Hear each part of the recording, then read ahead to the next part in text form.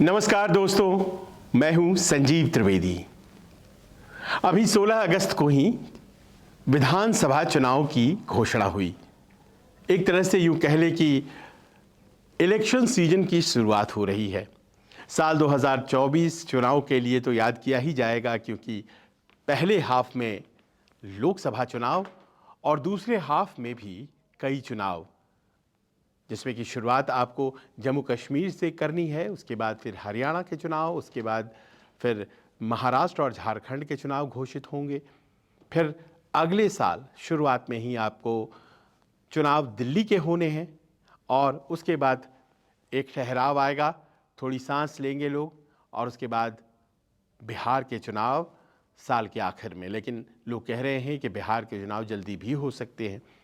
और इन्हीं चुनावों के बीच में जो इलेक्शन साइकिल हमने कहा शुरू हुई है, कई राज्यों में बाई इलेक्शंस भी होनी है। उत्तर प्रदेश की बाई इलेक्शन को बड़ी अहमियत दी जा रही है, बिहार में भी बाई इलेक्शन है, बाई इलेक्शन राजस्थान में भी है और भी कई जगहों पर बाई इलेक्शन है। तो इतने चुनाव होने हैं और जाहिर है कि राजनीतिक दल तैयारियों में व्यस्त हैं और देखा जा रहा है कि आखिर किसकी तैयारी कैसी चल रही है, क्योंकि तैयारियों में भी कई बार नतीजे के आसार आपको मिलने लग जाते हैं। और किस तरह के बयान दे रहे हैं चुनाव लड़ने जाने वाले लोग, उनके बयानों में ताकत कितनी है, ये तमाम ऐसी चीज़ें होती हैं जो कि चुनाव की जब तैयारी हो रही होती है उस वक्त देखा जाता है। जाहिर है हरियाणा में जो नेता बयान दे रहे हैं उनके बयानों पर भी ध्यान है, और भारतीय जनता पार्टी के अध्यक्ष मोहन लाल जी का बयान आ गया है, मोहन लाल बडोली। उन्होंने कहा है कि ये जो चुनाव 1 अक्टूबर को घोषित हुए हैं, इन चुनाव को आगे बढ़ाया जाना चाहिए। ये चुनाव 1 अक्टूबर को अगर होते हैं तो इससे नुकसान है। वो क्या नुकसान है आपको तफसील से बताते हैं, लेकिन भारतीय जनता पार्टी ये चाहती है कि चुनाव की तारीखें आगे बढ़ाई जाए। इसको लेकर के बिना ये समझे कि क्यों वजह है, क्या वजह है, सियासत तो शुरू हो ही गई और हमले भारतीय जनता पार्टी पर भी होने लगे कि चुनाव से कहीं बचना तो नहीं चाह रही है भारतीय जनता पार्टी। अब हकीकत क्या है हमें नहीं पता, लेकिन जब से महाराष्ट्र और झारखंड के चुनाव पीछे कर दिए गए हैं, बावजूद इसके कि जो महाराष्ट्र का कार्यकाल है असेंबली का, वो उसी महीने में यानी कि नवंबर के महीने में ख़त्म होता है जिस महीने में हरियाणा के असेंबली का कार्यकाल ख़त्म होता है। लेकिन जब सेपरेट किया गया चुनाव को, जो साथ हुआ करते थे, तो कहा यही गया कि रणनीतिक तरीके से कुछ लोगों ने इसे करवाया है।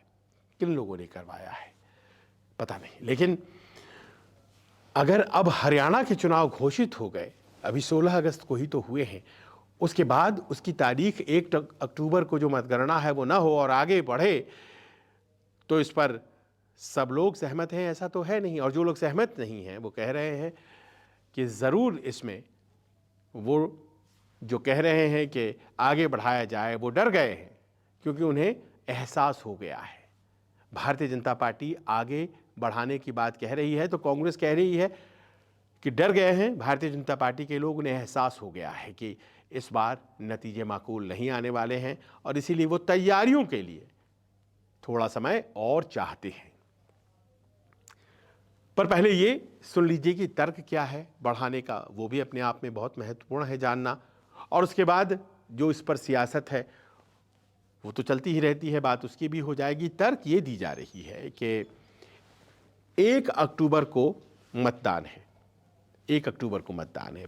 5 तारीख सितंबर की जो 5 तारीख हो गई, उस दिन जो है वहाँ से प्रक्रिया शुरू होती है नोटिफिकेशन की, और एक चरण में चूँकि मतदान होना है, 16 तक सारा नॉमिनेशन फाइलिंग, नॉमिनेशन की जांच, नाम वापस लेने की जो अवधि होती है वो सारी ख़त्म हो जाती हैं। 16 सितंबर को आपको पता लग जाएगा कि किस सीट से कौन कौन फाइनल प्रत्याशी हैं, और उसके बाद 1 अक्टूबर को मतदान हो जाएगा और 4 अक्टूबर को रिजल्ट्स आ जाएंगे। अभी तक की तो यही व्यवस्था है। लेकिन भारतीय जनता पार्टी के अध्यक्ष मोहनलाल जी, उनका ये कहना है कि देखिए ऐसा है साहब कि 1 अक्टूबर की जो आपने तारीख रखी है, उस तारीख पर तो चुनाव हो ही नहीं सकते। क्यों नहीं हो सकते? क्योंकि उसके आसपास इतनी छुट्टियां हैं कि उन छुट्टियों को मिलाकर के लोग एक लंबी छुट्टी ले लेंगे, राज्य से घूमने फिरने के लिए बाहर चले जाएंगे और नतीजा ये होगा कि वोटिंग परसेंटेज घट जाएगा। अब ये वोटिंग परसेंटेज तो सबके लिए घट जाएगा, कांग्रेसियों का ये कहना है। तो भारतीय जनता पार्टी अकेले ही क्यों डर रही है? इस सवाल का जवाब भी ढूंढेंगे। लेकिन पहले कि ये जो तारीखें हैं ये कैसे छुट्टियों में तब्दील हो जा रही हैं, इतनी लंबी छुट्टी चुनाव के आसपास। यह आशंका निर्मूल नहीं है कि बहुत से लोग चुनाव के दिन को छुट्टी का दिन समझते हैं और मतदान करने नहीं जाते हैं। आज तक किसी भी राज्य में रिकॉर्ड 100% मतदान तो नहीं हुआ। यानी कि बहुत से लोग होते हैं जो अपने वोटिंग राइट्स का इस्तेमाल ही नहीं करते हैं। कहीं भी 60% मतदान हो जाता है, 65% हो जाता है, तो लोग बड़े प्रसन्न होते हैं। तो ऐसे में छुट्टियों का आलम क्या है? देखिए 1 अक्टूबर मतदान की तारीख। तो भारतीय जनता पार्टी के लोग ये कह रहे हैं कि सिलसिला 28 से शुरू हो जाएगा छुट्टी का। 28 सितंबर को शनिवार है। बहुत से सरकारी और प्राइवेट संस्थानों में छुट्टी होती है। 29 रविवार है, फिर छुट्टी। और उसके बाद 30 और 31 ये 2 दिन जो हैं वो इस तरह से हो जाते हैं कि आप अगर 1 तारीख को काउंट करें तो पाएंगे कि उस दिन मतदान की छुट्टी, और उसके बाद 2 तारीख गांधी जयंती, 3 तारीख को अग्रसेन जयंती और 4 तारीख को मतगणना।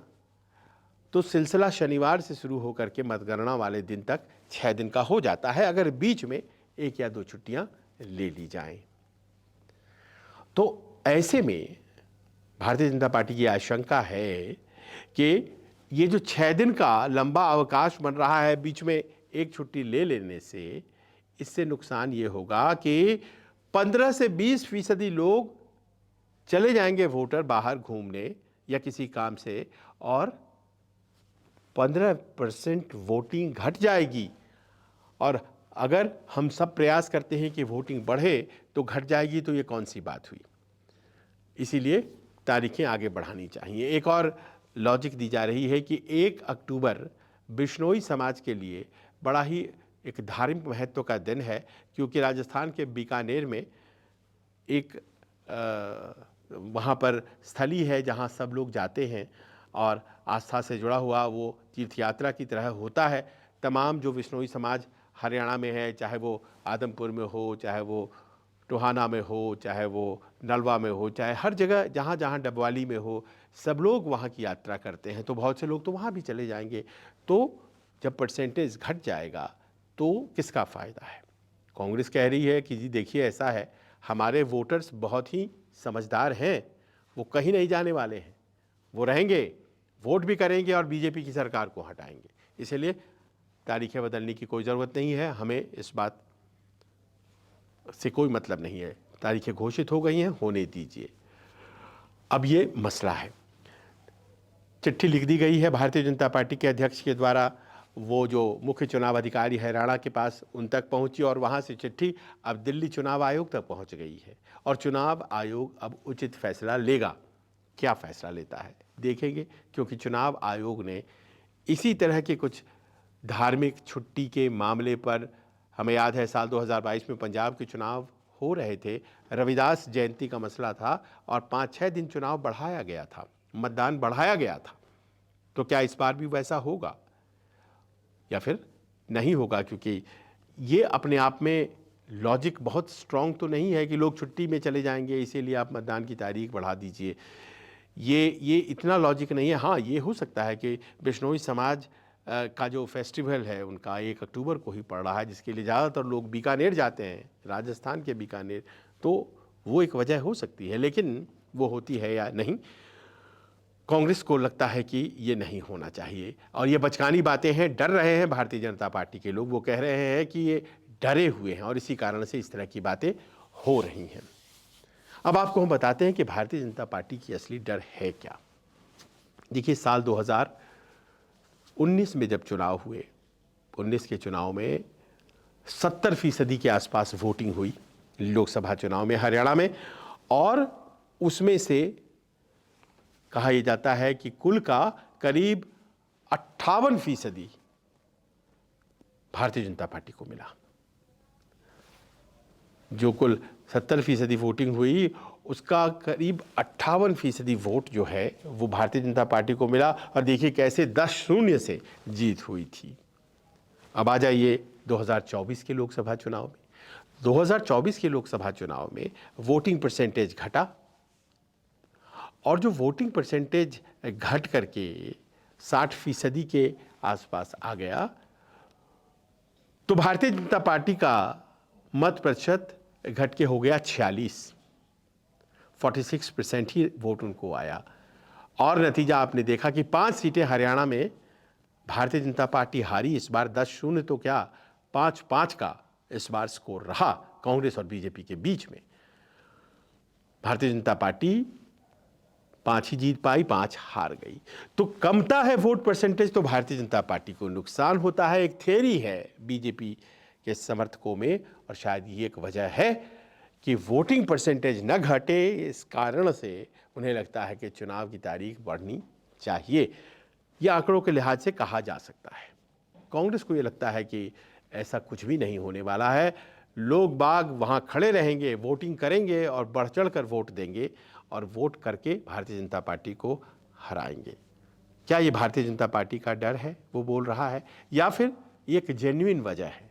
इलेक्शन कमीशन क्या कहती है? क्योंकि इलेक्शन कमीशन ने कई दफ़े तारीखें बढ़ाई हैं और तारीखें बढ़ा करके उन्होंने कुछ और आगे खिसका करके मतदान कराए हैं। ये प्रेसिडेंट रहा है। लेकिन क्या ये बोल करके, ये कह करके भारतीय जनता पार्टी ने एक मौका दे दिया है कांग्रेस को हरियाणा चुनाव में कि तारीखें बढ़ाइए? क्या ये डर का संकेत है, या फिर वो सचमुच फेस्टिवल और मतदान परसेंटेज कम जाएगा और बढ़े हुए मतदान परसेंटेज की उसे चिंता है, इस कारण से उसने ऐसी चिट्ठी लिखी है? आप क्या सोचते हैं इस बारे में? आप हमें अपने कमेंट्स के जरिए बताइए। नमस्कार। नमस्कार, मैं हूं मानक गुप्ता। अगर आपको हमारा ये वीडियो पसंद आया हो तो इसे लाइक और शेयर जरूर करें, और हां, हमें सब्सक्राइब और फॉलो करना ना भूलें ताकि आप देश और दुनिया की कोई खबर मिस ना करें। तो जुड़े रहिए हमारे साथ और देखते रहिए न्यूज़ 24।